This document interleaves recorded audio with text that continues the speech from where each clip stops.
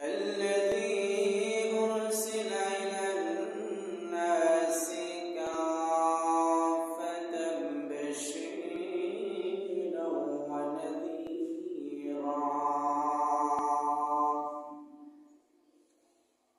وداعيا إلى الله بإذنه وسراجا منيرا.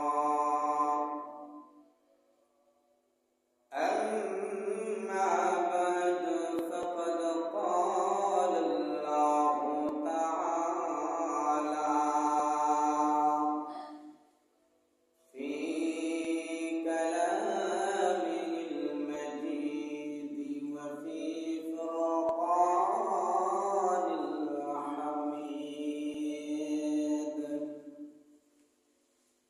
أعوذ بالله من الشيطان الرجيم. بسم الله الرحمن الرحيم. لئن شكرتم لأزيدنكم ولئن كفرتم إن عذابي لشديد. بارك الله لنا ولكم في القرآن العظيم ونفعنا وإياكم بالآيات والذكر الحكيم. صلى الله على سيدنا ومولانا محمد وعلى آله وصحبه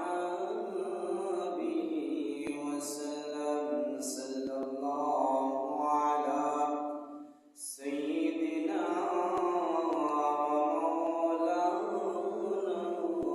محمد وعلى آله وصحبه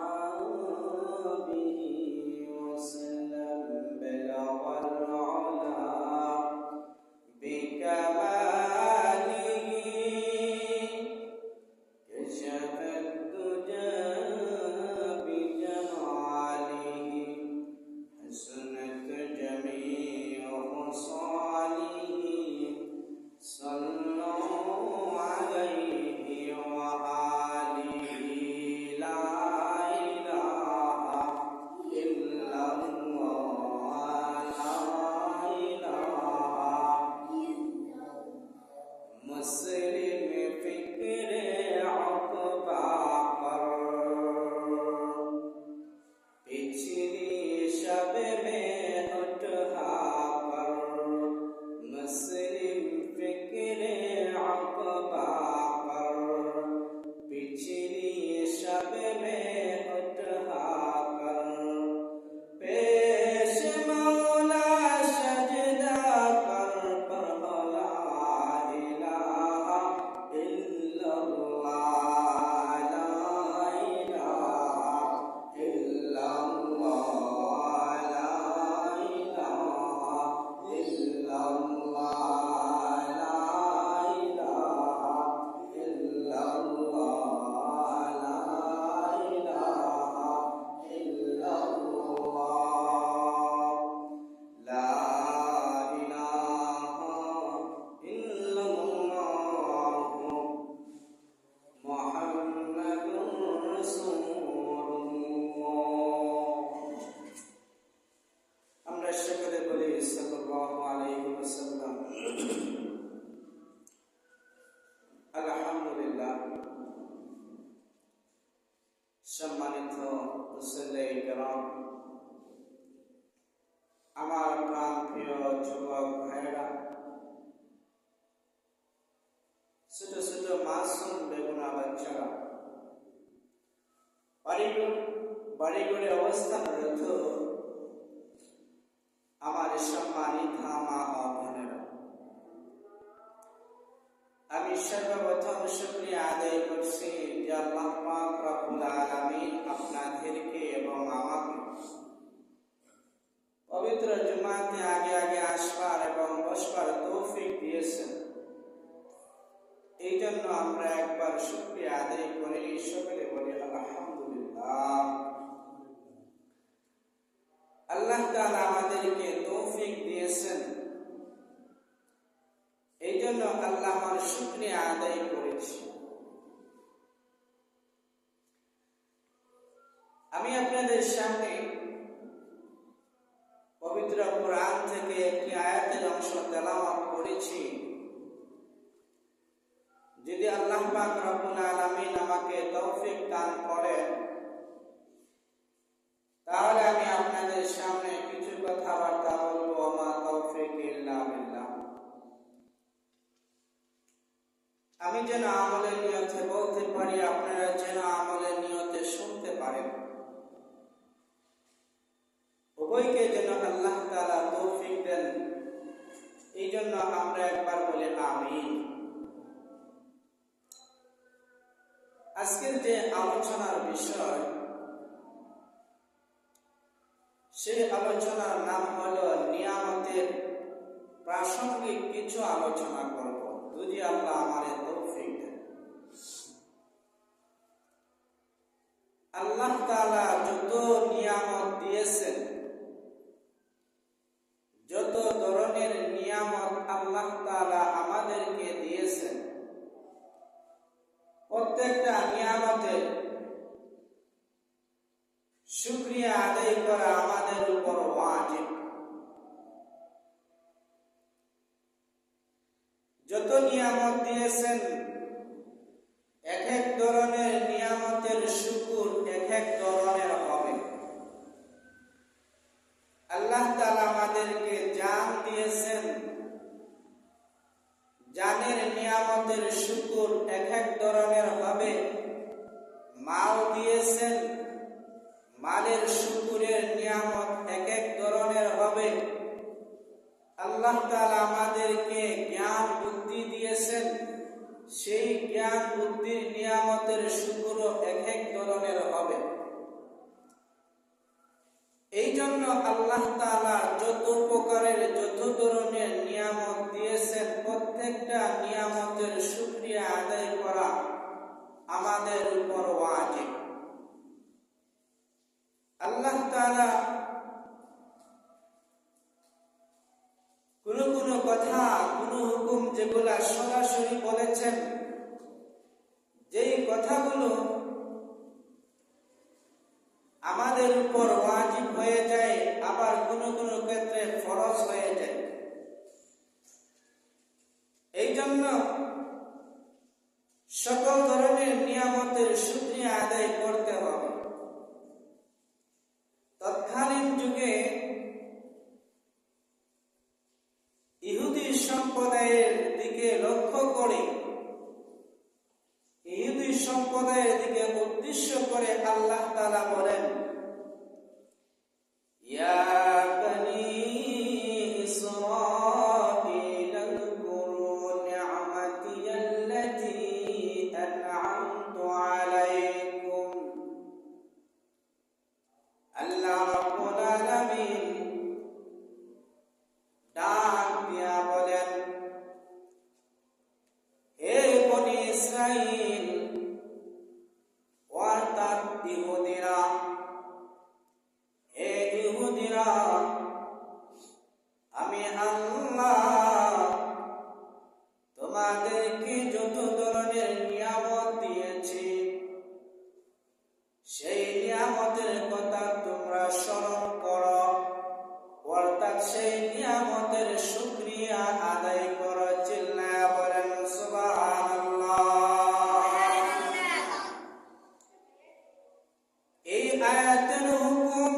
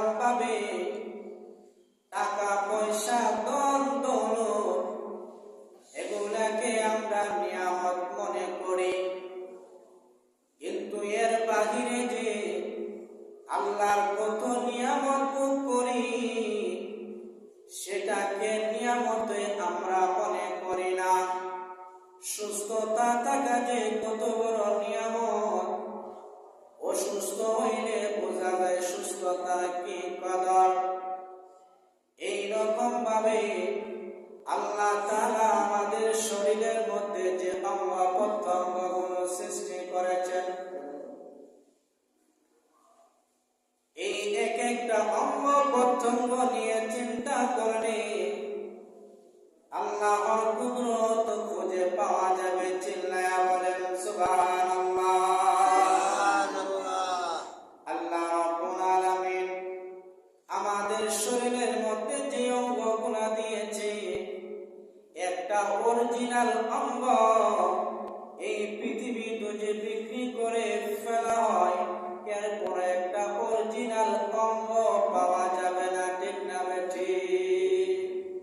আপনার একটা হাত ভাঙিয়া গেছে, ডাক্তারের কাছে গেছেন, ডাক্তারের জোড়া লাগাই দিছে, আগের মতন রইছেনি, কিছু ব্যতিক্রম আছে, আছে না নাই? আছে। এই যে অঙ্গ প্রত্যঙ্গ গুলো আল্লাহ তাআলা আমাদেরকে দিয়েছেন, যেটা যেভাবে সৃষ্টি করার কথা আল্লাহ তাআলা সেটা সেইভাবে সৃষ্টি করেছেন। এটা তো একটা নিয়ামত। নিয়ামত কি নিয়ামত না? নিয়ামত। কারণ যেই অঙ্গ যেই জায়গার মধ্যে ফিট করলে ভালো হয়, সেই অঙ্গটা আল্লাহ তাআলা সেই জায়গার মধ্যে ফিট করেছে। এখন আপনার চোখ আছে, আমার না না কোন এই সেন্টার, এই চোখটাকে যদি পিছনে নিয়ে লাগাইতো তাহলে আপনার সুবিধা হইতো না অসুবিধা হইতো? হ্যাঁ, পুরা অসুবিধা হইতো। ঘুমাইলে নিলে কেমনে, সাইডে নেবেন, বালিশের উতা লাগবে, ঘুমাইতে পারতেন না। হ্যাঁ, কোনো কিছু সামনে দাঁড়াইতেছে আপনি দেখতে পারতেন না, দেখতে পারবেন নি? এখন নাকটারে যদি ফিটের মধ্যে লাগানো হইতো, সুবিধা হইলে না অসুবিধা? অসুবিধা। কোনো কিছু গ্যারাম নিতে হইলে যদি নাকটা মনে করেন ফিটও থাকতো, তাহলে গ্যারাম লইতে হইলে যে কোনো খাদ্যর গ্যারাম লইতে লাগে ফিটও নেও, এরপরে আনন্দ হোক। হ্যাঁ, কিন্তু দেখেন আল্লাহ তাআলা এই চেহারাটার মধ্যে সবকিছু আল্লাহ তাআলা জায়গায় জায়গায় ফিট কইরা দিয়েছেন। চিল্লায়া বলেন সুবহানাল্লাহ। আল্লাহ তাআলা যে এত সুন্দর করে আমাদের শরীরের মধ্যে প্রত্যেকটা অঙ্গ ফিট করিয়া দিয়েছেন, এটা কি আল্লাহ তাআলার বড় নিয়ামত না? নিয়ামত। এই নিয়ামতের শুকরিয়া আদায় করতে হবে। নিয়ামতের শুকরিয়া আদায় করা আমাদের উপর ওয়াজিব। কি আমাদের উপর ওয়াজিব? আল্লাহ তাআলা দেখেন এই প্রত্যেকটা অঙ্গরে কি সুন্দর করে আল্লাহ তাআলা সৃষ্টি করছে। মানুষকে যে আল্লাহ তাআলা সুন্দরভাবে সৃষ্টি করছে, দলিল আল্লাহ কোরআনের মধ্যে দিছে। কইতাম নি? আল্লাহ রাব্বুল আলামিন বলেন, লাকাদ খালাকনাল ইনসানা ফি আহসানি তাকওয়িম। আল্লাহ রাব্বুল আলামিন ডাক দিয়া বলেন, আমি মানুষদেরকে উত্তম গঠন দিয়ে, সুন্দর গঠন দিয়ে আমি আল্লাহ মানুষদেরকে সৃষ্টি করেছি। চিল্লায়া বলেন সুবহানাল্লাহ। মানুষকে এইরকম গঠন দিয়ে সৃষ্টি করেছি, এর চাইতে উত্তম গঠন, এর চাইতে সুন্দর গঠন অন্য কোন প্রাণীকে আমি আল্লাহ সৃষ্টি করি নাই। আমি একমাত্র মানুষকে উত্তম গঠন দিয়ে, সুন্দর গঠন দিয়ে আমি আল্লাহ মানুষদেরকে সৃষ্টি করেছি। চিল্লায়া বলেন সুবহানাল্লাহ। এইভাবে যদি আমাদের অঙ্গ প্রত্যঙ্গ নিয়ে যদি চিন্তা ফিকির করি, তাহলে এই অঙ্গ প্রত্যঙ্গের মধ্যে দিয়ে এর ভিতরে আল্লাহ তাআলার যে মহা কুদরত, আল্লাহ তাআলা যে এত শক্তিশালী, সকল কিছু আমাদের এই অঙ্গ প্রত্যঙ্গগুলোর দিকে চিন্তা ফিকির করলে সবকিছুই খুঁজে পাওয়া যাবে। যাবে কি যাবে না? যাবে। এই যে সবকিছু যে আপনি খুঁজে পাইবেন চিন্তা ফিকির করলে, এই কথা আল্লাহ কোরআনের মধ্যে তুলে ধরছেন। হয়তো আপনি আজকে খালি কয়েকটা আয়াত করবো আর ওয়াজও করবো, আপনারা খালি দোয়া করবেন। দোয়া করলে আমার ফায়দা, দোয়া করলে আমার ফায়দা, আল্লাহ তাআলা রহমত নাজিল করব, আর আমার মুখ থেকে অনর্গল কথা আল্লাহ তাআলা বাহির করে দিব, ঠিক না? এই জন্য মনে মনে দোয়া করবেন। আল্লাহ রাব্বুল আলামিন বলেন, ওয়া ফি আনফুসিকুম আফালা তুবসিরুন। আল্লাহ রাব্বুল আলামিন ডাক দিয়া বলেন, এ পৃথিবীর মানুষেরা শোনো, তোমাদের ভিতরে অনেক নিদর্শন রয়েছে, অনেক নিদর্শন রয়েছে, তবু কি তোমরা বুঝো না? আল্লাহ রাব্বুল আলামিন এই আয়াতের দিকে লক্ষ্য করে আমাদেরকে বলতেছেন, এ মানুষ সবাই, এ মানব জাতি, তোমরা নিজেরা নিজেকে নিয়ে চিন্তা করো। যদি তোমরা নিজেরা নিজেকে নিয়ে চিন্তা করতে পারো, তাহলে পূজার জন্যই তোমরাই যথেষ্ট হবে। চিল্লায়া বলেন সুবহানাল্লাহ। কারণ আল্লাহ বলেন, তোমরা তোমাদের যে দেহ দিছি, এই দেহ নিয়ে তোমরা চিন্তা ফিকির করো, তাহলে বুঝার জন্য অন্য কেউ লাগতো না, তোমরা নিজেরাই বুঝতে পারো। কারণ এই যে আমরা দিনের পথে আছি, দিনের পথে অগ্রসর আছি, এটাও তো আল্লাহ তাআলার বড় একটা নিয়ামত। নিয়ামত কি নিয়ামত না?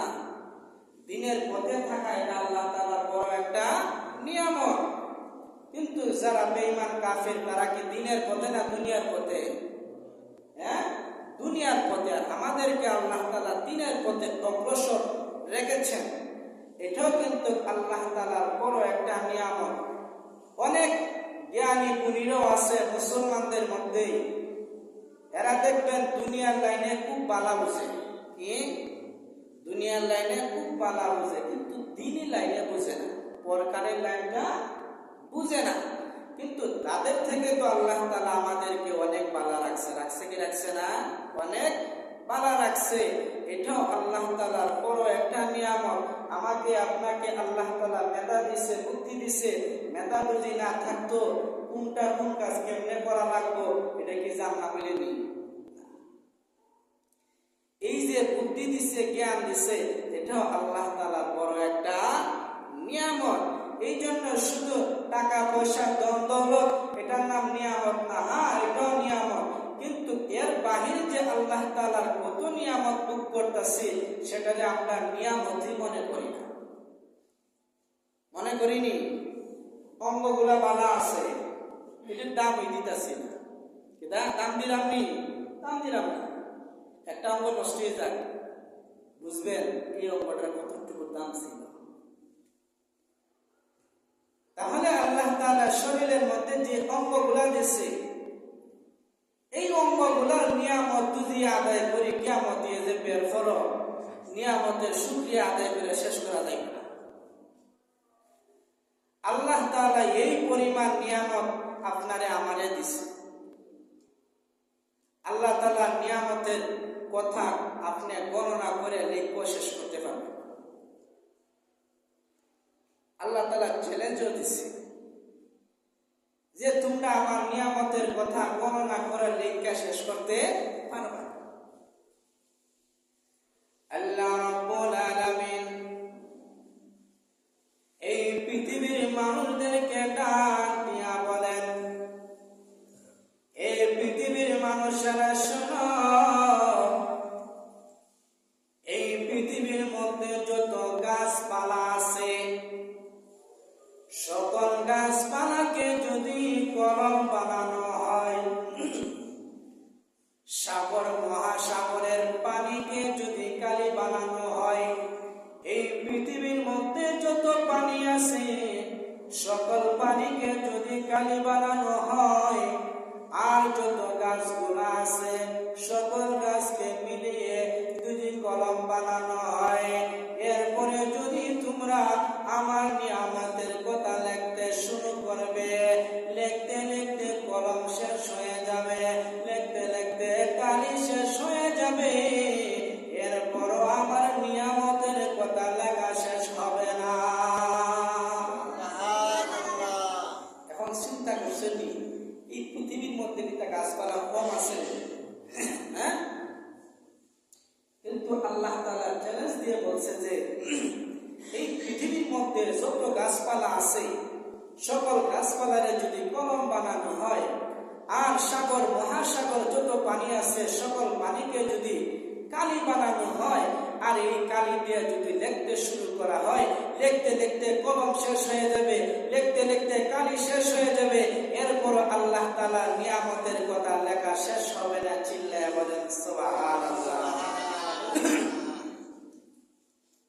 আল্লাহ রাব্বুল আলামিন বলেন, ওয়া ইন তাউদ্দু নি'মাতাল্লাহি লা তুহসুহা। আল্লাহ রাব্বুল আলামিন ডাক দিয়া বলেন, তোমরা আমার নিয়ামতের কথা গণনা করে শেষ করতে পারবে না। কি করতে পারবে না? গণনা করে শেষ করতে পারবে না। কত নিয়ামত দিছি, কয়টা দিন গণনা করবে? 1000 মনে রেখে পরে আর এত মনে দেখে না, মনে থাকবো নি? 100টা জিনিসের মধ্যে ভোগ বলা আপনার এমনি দেখবেন 1 ঘন্টা মনে রাখছেন, পরে আর তো মনে নাই, না নাই? মনে নাই। এই জন্য আল্লাহ তাআলা বলেন, আমি আমার কত নিয়ামত আছে সেই নিয়ামত তোমরা গণনা করে শেষ করতে পারবে না। কিন্তু আমরা এত নিয়ামত আল্লাহ তাআলার ভোগ করতেছি, এরপরও মানুষ না শুকরি করে। কি করে? মানুষ না শুকরি করে। পাইয়াও পাইছি না, না পাইয়াও খাইছি না, খাইয়াও খাইছি না, না খাইয়াও খাইছি না, এটার নাম হলো না শুকরি। কিন্তু আল্লাহ তাআলা যে সবকিছুই বাদ দেন, আল্লাহ তাআলা যে আমাদেরকে সুস্থ রাখছেন, এর সাথে বড় নিয়ামত আর কি আছে? আপনি যদি অসুস্থ হয়ে পেটের মধ্যে পইরা দেখেন, ঠিক মতো খাইতে পারতেন না, খাইতে পারবেন নি? খাইতে পারতেন না। এখন চিন্তা করে দেখেন, সুস্থতাই আল্লাহ তাআলার কত বড় নিয়ামত। এগুলো আল্লাহ তাআলা জ্ঞানীদেরকে বলতেছেন যে আমি আল্লাহ তাআলা এত ধরনের নিয়ামত দিয়েছি, প্রত্যেকটা নিয়ামতের শুকরিয়া আদায় করো। আল্লাহ রাব্বুল আলামিন জ্ঞানীদেরকে ডাক দিয়া বলেন, ইন্না ফী খালকিস সামাওয়াতি ওয়াল আরদ ওয়া ইখতিলাফিল লাইলি ওয়ান নাহার লাআয়াতিন লিউলিল আলবাব। আল্লাহ রাব্বুল আলামিন ডাক দিয়া বলেন, আসমান জমিনের মধ্যে রাত দিন পরিবর্তনের মধ্যে রাত দিন কখনো ছোট হয়, আবার রাত দিন কখনো বড় হয়, এই সব কিছু পরিবর্তনের মধ্যে জ্ঞানীদের জন্য বড় একটা উপদেশ। চিল্লায়া বলেন সুবহানাল্লাহ। আল্লাহ বলেন শুধু জ্ঞানীদের জন্য উপদেশ না, আমাদের জন্য সেই উপদেশ। কারণ রাত দিনকে ছোট করে আল্লাহ, ছোট করে আবার কখনো বড় করে, এই সকল কিছু পরিবর্তনের মধ্যে প্রত্যেকটা মানুষের জন্য বড় একটা উপদেশ। আবার বলেন সুবহানাল্লাহ।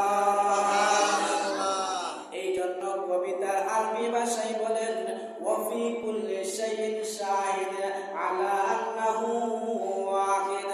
আল্লাহ তাআলার যত সৃষ্টি আছে প্রত্যেকটা সৃষ্টির পিছনে দলিল আছে। চিল্লায়া বলেন সুবহানাল্লাহ। আল্লাহ তাআলা বলেন, ও আমার বান্দা এবং বান্দিরা শোনো, প্রত্যেকটা নিয়ামতের শুকরিয়া আদায় করতে হবে। প্রত্যেকটা নিয়ামতের শুকরিয়া আদায় করা তোমার উপর ওয়াজিব। যদি শুকরিয়া আদায় না করো তাহলে পরকালে তোমাদের জন্য শাস্তি রয়েছে। আর দুনিয়াতে দুনিয়াতে তোমরা ক্ষতিগ্রস্ত হবে, আল্লাহ তাআলা তোমাদের কাছ থেকে রিজিক ছিনিয়ে আনিবে। এর পরিপ্রেক্ষিতে আল্লাহ তাআলা বলেন, কোন বান্দা এবং বান্দি যদি আমার নিয়ামতের শুকরিয়া আদায় করে, আমি আল্লাহ খুশি হইয়া যাই এবং খুশি হইয়া তার রিজিককে আমি আল্লাহ বৃদ্ধি করিয়া দেই। এটা দলিল আল্লাহ তাআলা কোরআনের মধ্যে তুলে ধরেছেন, লা ইন শাকারতুম লাযীদান্নাকুম ওয়া লা ইন কাফারতুম ইন্না আযাবি লাশাদীদ। আল্লাহ রাব্বুল আলামিন বলেন, যদি তোমরা শুকরিয়া আদায় করো তাহলে আমি আল্লাহ রিজিককে বৃদ্ধি করে দিব, আর যদি শুকরিয়া না আদায় করো আমি রিজিককে ছিনাইয়া নিব এবং কি আমার পক্ষ থেকে তোমার উপর শাস্তি হবে। কি হবে? শাস্তি হবে। এই জন্য প্রত্যেকটা নিয়ামতের কথা চিন্তা করতে হবে, আর প্রত্যেকটা নিয়ামতের কথা চিন্তা করিয়া আমরা প্রত্যেকটা বিষয়ের উপর আল্লাহ তাআলার যত নিয়ামত দিয়েছেন প্রত্যেকটা নিয়ামতের শুকরিয়া আদায় করতে হবে, ঠিক না? কারণ নিয়ামতের শুকরিয়া আদায় না করলে আল্লাহ তাআলা নিয়ামত ছিনাইয়া নিব। কি নিব? নিয়ামত ছিনাইয়া নিব। যাই হোক, এর ভিতরে দিয়ে একটা ঘটনা কইলে ছোট্ট আকারে ওইটা নেই। আমরা যে মেসা হইছি, কিতা হইছে? ওই মেসা বেড়ে ঘটনা হইতা আর ঘটনা আপনারা কইলাম না, আমরা গ্রামে বাপ মায় একটা সন্তান আছে, এক বেটা এক সন্তান ছিল। তো বাপ মা নিয়োগ করছে ছেলেটারে কি মাদ্রাসা পড়াইমু স্কুলে পড়াইমু। এটা কইছে মাদ্রাসা না স্কুল। বাপে কয় যে আমার ফুয়ারে স্কুলে পড়াইমু, ওই পড়াইমু স্কুলে পড়াইমু। মায়ে কয় না,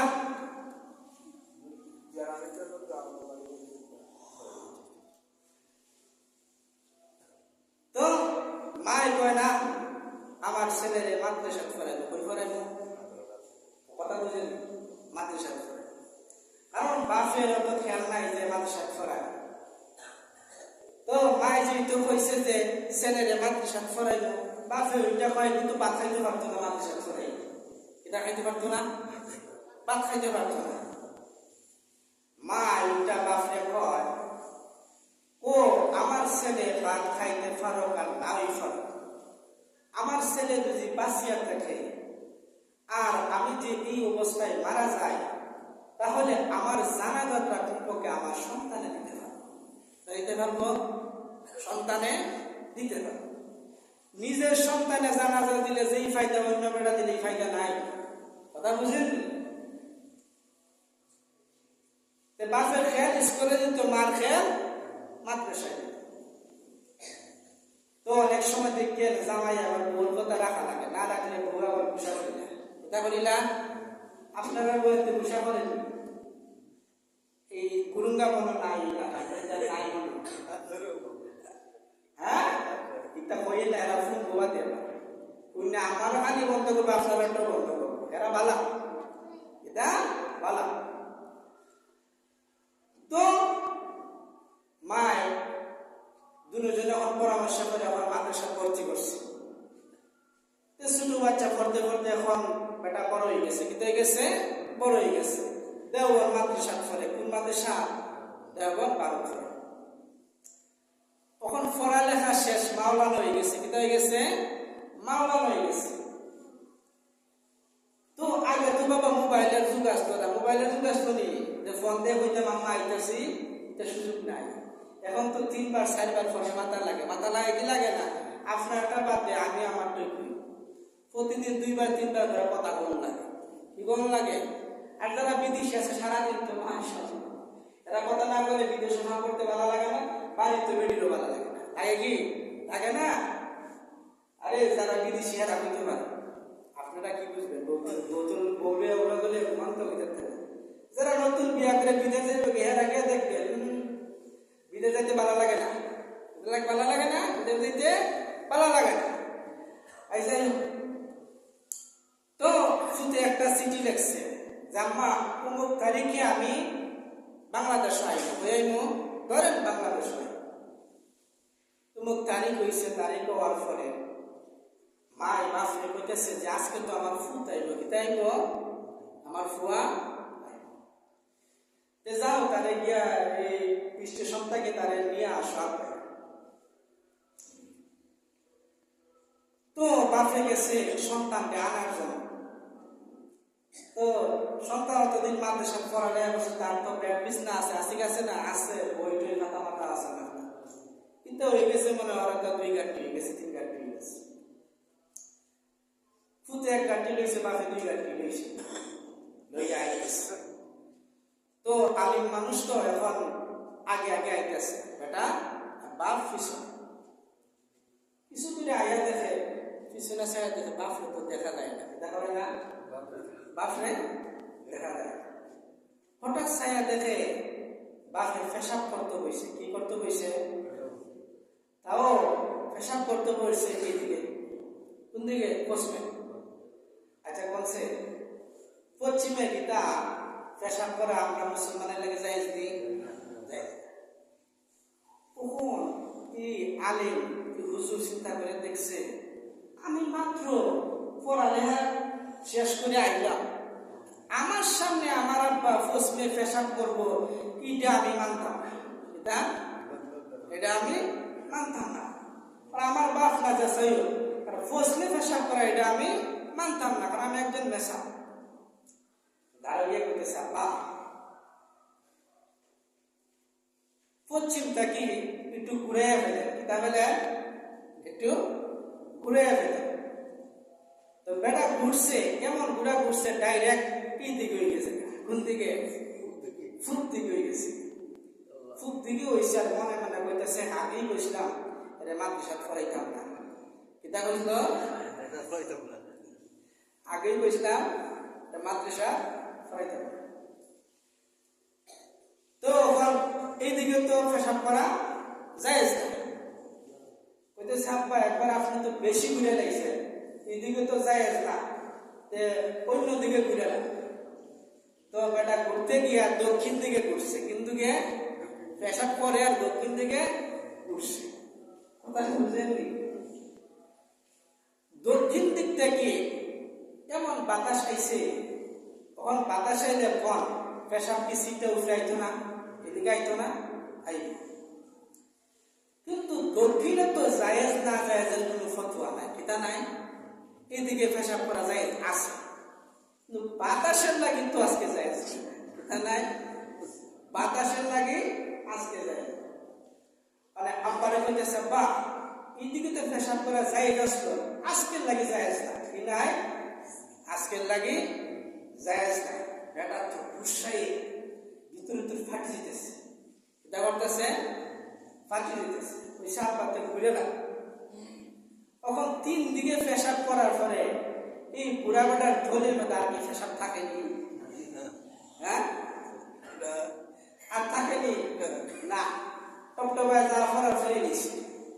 তখন রাগের ঠেলা তো আর পেশাবই করতাম না, এটা করতাম না, আর পেশাব করতাম না। গাঠি উঠি লইয়া ফুতেরে ফালাইতে যাইতেছে একেবারে। তো ফুত তো অনেকদিন পরে আইছে, পড়ালেখা করে মানুষের সাথে হাত মিলাইতেছে, মুসাফা করতেছে, মোয়ানাকা করতেছে, ফুটে দিতেছে। বাপের তো ফেট ফেট ফেট ফেট বাড়িতেছে ঘুষায়। বাপের তো গাঠটি দেখা যায়, ফুয়ারে দেখা যায় না, আরে দেখা যায় না, ফুয়ারে দেখা যায় না। বাপেরা কইতেছে আমার ফুটবো, ফুট পেশাব করতে না, পেশাব করাইব, কি কইতেছে, পেশাব করতে না, পেশাব করাইব। আমার এক পেশাব 3 দিকে 4 দিকে ঘুরাইয়া করাইছে তোমার এই ফুটে। আল্লাহ বাঁচালে তোমার ফুট যখন বাড়িতে আইব, তোমারও কমপক্ষে 30 থেকে 40 বার ঘুরাই ঘুরাই পেশাব করে। কইছিলাম আগে মাদ্রাসা ছড়াইয়া